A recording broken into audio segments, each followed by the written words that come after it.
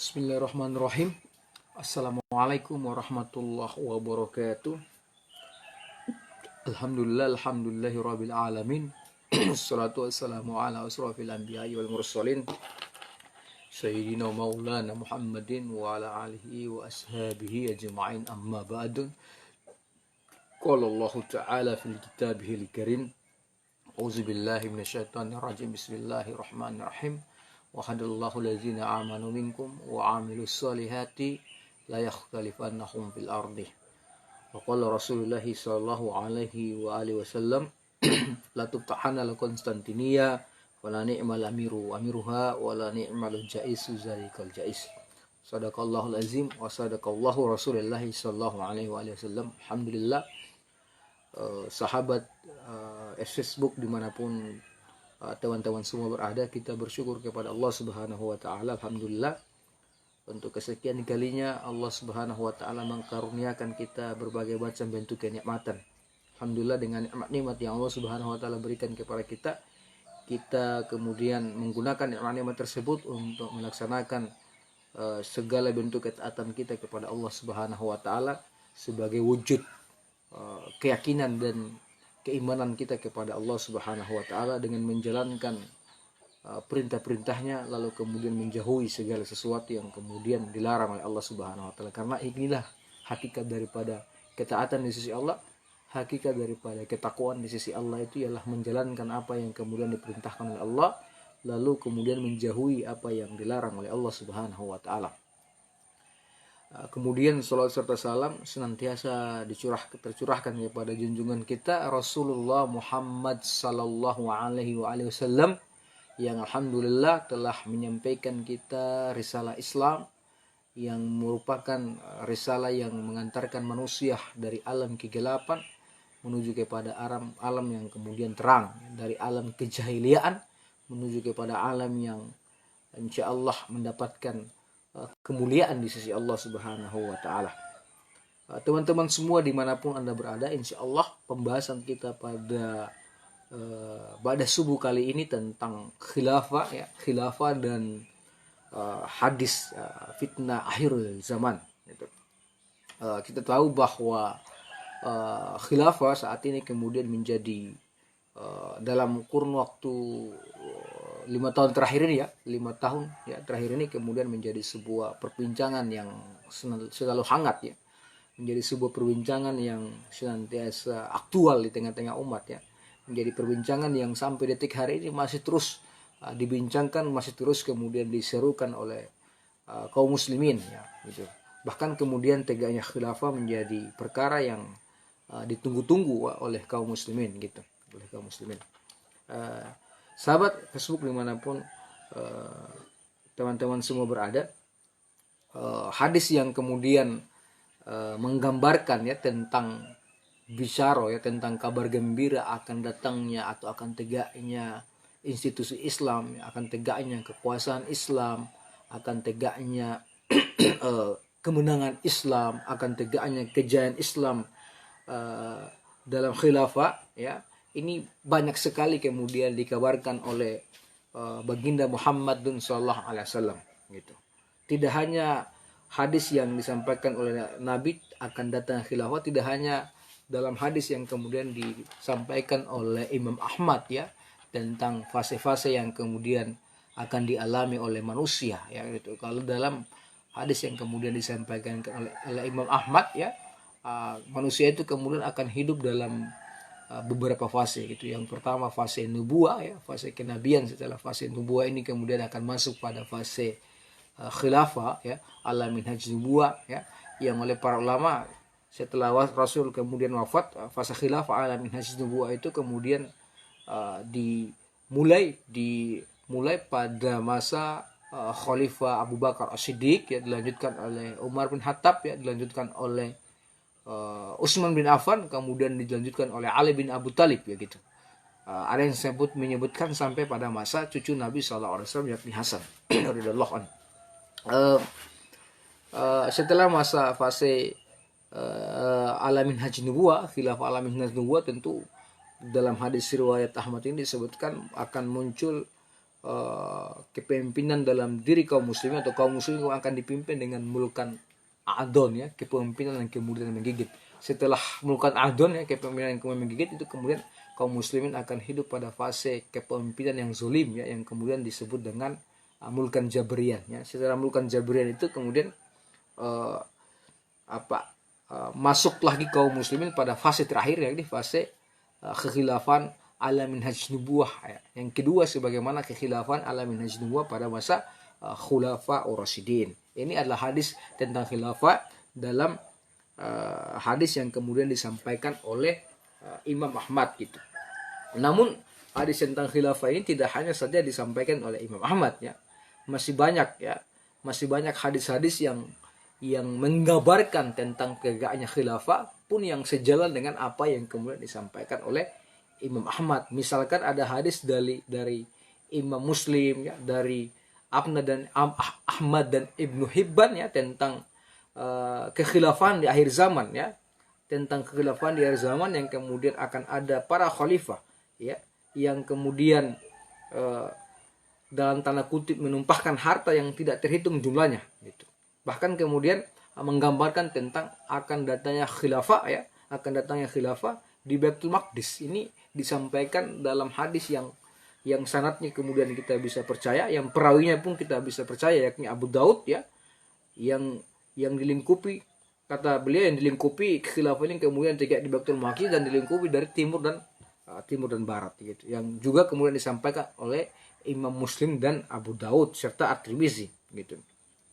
Bahkan kemudian hadis-hadis di tadi yang saya sampaikan tadi itu adalah hadis-hadis yang maknanya juga sama, ya, begitu. Maknanya semua sama. Termaksud bahwa masuknya Islam ke setiap rumah, ya, al-warad al-mu'alad, ya, hijrah setelah hijrah, bahkan kemudian sampai pada penaklukan kota Roma dan lain-lain sebagainya gitu. Gitu. Maka kemudian kita harus perdudukan. Lalu bagaimana, ya? Bagaimana kedudukan hadis-hadis tentang kekhilafan tadi, hadis-hadis tentang kembali khilafah dengan hadis-hadis fitnah akhir zaman. Maka kita harus memahami dulu tentang karakteristik, ya, karakteristik daripada fitnah akhir zaman, ya. Seperti apa karakteristik daripada fitnah akhir zaman itu gitu. Rasulullah SAW itu, ya, pernah menyampaikan dalam hadis yang kemudian disampaikan oleh Imam Muslim, ya, badirul bil a'mal fitnatan ka fito al-lailah, ya. Bersegeralah kamu melakukan amalan solih, ya, sebelum datangnya fitnah, ya, sebelum datangnya fitnah al-laila muslimi yusbihu rojulu, ya, sebenarnya fitnah, ya, atau musibah seperti pertolongan malam gelap, yaitu seorang pada waktu pagi, ya, dia kemudian beriman, ya, rojulu mu'minati wa yumsihi kafir, ya, tapi kemudian pada sore hari kemudian dia dalam keadaan kafir, ya, dalam keadaan kafir. Ayumsi mu'mina wa yusbihu kafir yabi'u dinahu bi aradi minad dunya, ya. Ada pula yang sore hari kemudian dia beriman, ya, tapi kemudian dia pagi hari dalam keadaan kafir, sampai kemudian ditutup dengan minat dunia gitu, minat dunia, tapi kemudian dia menjual agamanya minat dunia hanya kemudian karena keuntungan dunia gitu. Jadi antara karakteristik fitnah di akhir zaman itu adalah orang yang pagi hari kemudian dia beriman, kata Nabi SAW, tapi sore hari kemudian kafir. Bahkan ada kalanya kita temukan orang yang sore harinya kemudian dia beriman, ya, tapi kemudian pagi harinya kemudian dia kafir. Apa yang menyebabkan mereka melakukan hal yang demikian? Karena kata Nabi SAW, mereka kemudian telah terlena dengan fitnah dunia gitu, ya, fitnah dunia. Apalagi karakteristik daripada akhir zaman, ya. Yang kedua ialah kemudian ditinggalkannya amar ma'ruf nahi mungkar yang kemudian menyebabkan datangnya atau menjadi asbab, ya, datangnya kemudian azab di tengah-tengah umat, ya, gitu. Di tengah-tengah umat. Nabi SAW itu kemudian menyampaikannya tentang bagaimana kemudian kondisi umat ketika mereka meninggalkan amar ma'ruf ya, sehingga kemudian amar ma'ruf yang ditinggalkan ini menjadi perkara sebab datangnya azab dari Allah Subhanahu wa taala ya, gitu. Dalam hadis yang disampaikan oleh Imam Tirmizi ya, Nabi SAW kemudian mengatakan ya,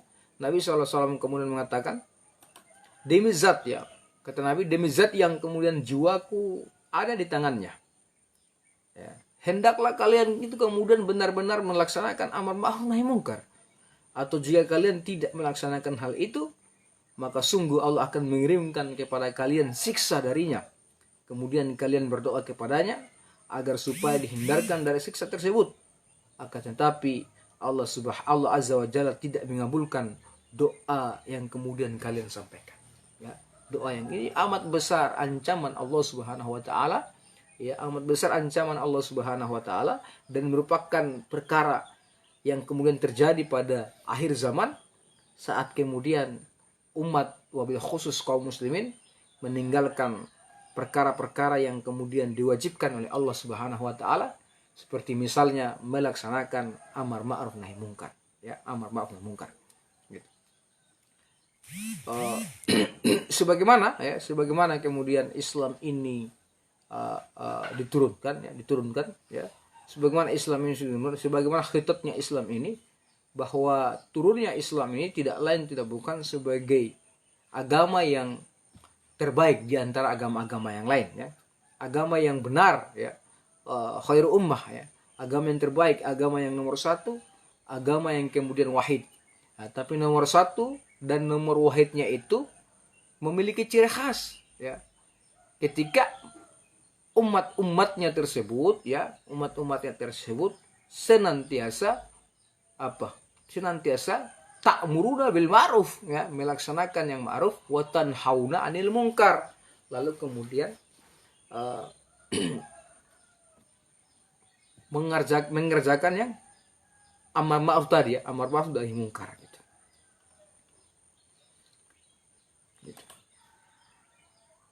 Nah, maka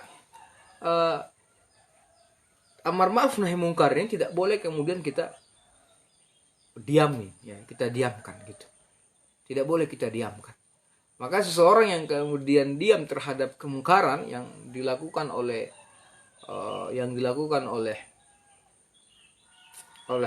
mereka yang senantiasa melakukan kemungkaran, maka kemudian kata salah seorang ulama ya, orang yang diam terhadap kemungkaran ya, orang yang diam terhadap kemungkaran itu adalah sama dengan syaitan wakhraj ya, atau sama dengan setan yang kemudian bisa ngomong ya, sama dengan setan yang bisa ngomong gitu. Tentu kita tidak mau dilekatkan oleh Allah kepada setan yang kemudian bisa ngomong. Maka yang kemudian harus kita lakukan ketika kita hadir dan hidup di tengah-tengah kondisi ya, di tengah-tengah kondisi yang di sana terdapat banyak kezaliman ya, kita hidup di tengah-tengah kondisi yang kemudian di sana dipimpin oleh penguasa yang zalim, maka kita perlu amalkan ya, karena ini sudah bagian daripada akhir zaman ya, bagian daripada fitnah akhir zaman, yakni yakni adanya kezaliman, adanya penguasa yang zalim, adanya kemudian kepemimpinan yang zalim.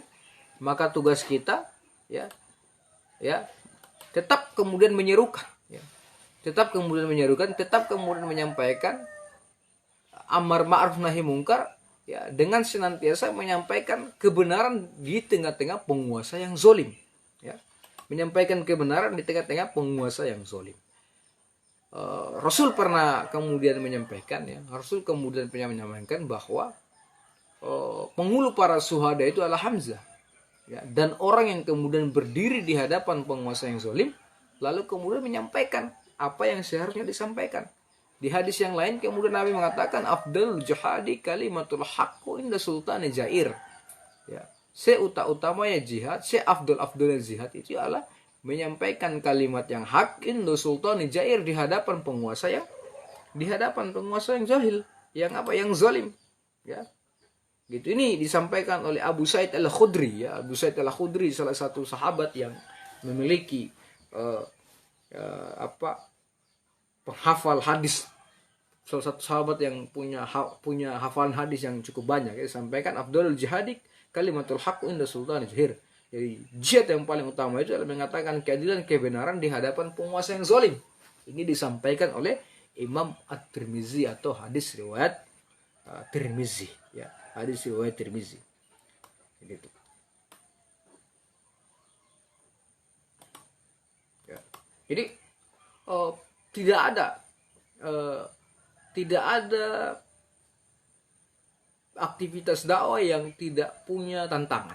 Tidak ada aktivitas dakwah yang kemudian tidak punya hambatan. Apalagi kita berhadapan dengan kebijakan dan penguasa serta orang-orang yang senantiasa melakukan kezaliman ya di tengah-tengah umat ya, di tengah-tengah kaum muslimin pada kondisi saat ini gitu. Jadi ketika kita menemukan hidup di masa-masa yang kemudian dikabarkan oleh Nabi SAW tadi ya, dikabarkan oleh Nabi SAW, maka kemudian kita telah berada di fase